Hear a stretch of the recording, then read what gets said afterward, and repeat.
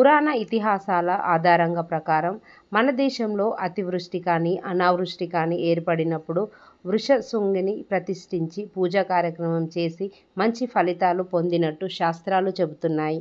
కరీంనగర్ జిల్లాలో ఏర్పడిన అనావృష్టి తొలగాలని పాత వీధి శివాలయంలో గత కొన్ని రోజులుగా వృషశృంగిని మంత్రం ప్రకటన జరుగుతున్నారు. మంత్రం ప్రకటన తర్వాత సాక్షాత్తు వృషశృంగిని ప్రతిరూపమైన శివుడిని జలాభిషేకం చేసి భారతదేశంలో సకాలంలో వర్షాలు పడాలని భక్తులు, మహిళలు కోరుకుంటున్నారు.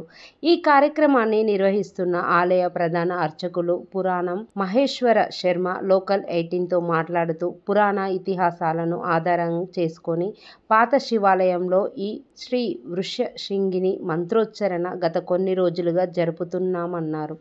దేశంలో అనావృష్టి ఏర్పడ్డ సమయంలో సద్య సువృష్టి పడడం కోసమై మనకు వేదశాస్త్ర పురాణ ఇతిహాసాలు అనేక రకాలైన ఉపాయాలను చెప్పినాయి.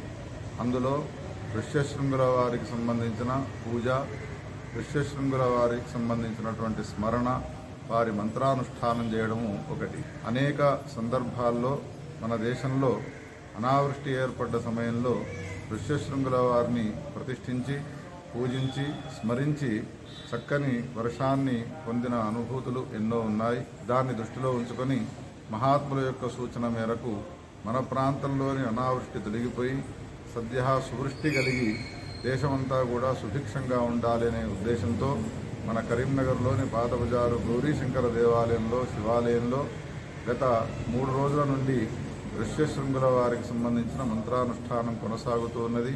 దీని ద్వారా దేశంలో సకాలంలో వర్షాలు పడి ప్రజలు సుఖశాంతులతో ఉండాలని ఆ భగవంతుణ్ణి కోరుకుంటున్నామని, ఈ మంత్రం ఉచ్చారణ ద్వారా అనావృష్టి తొలగిపోయి సమృద్ధి వర్షాలు కురిసి పంటలు బాగా పండుతున్నాయన్నారు.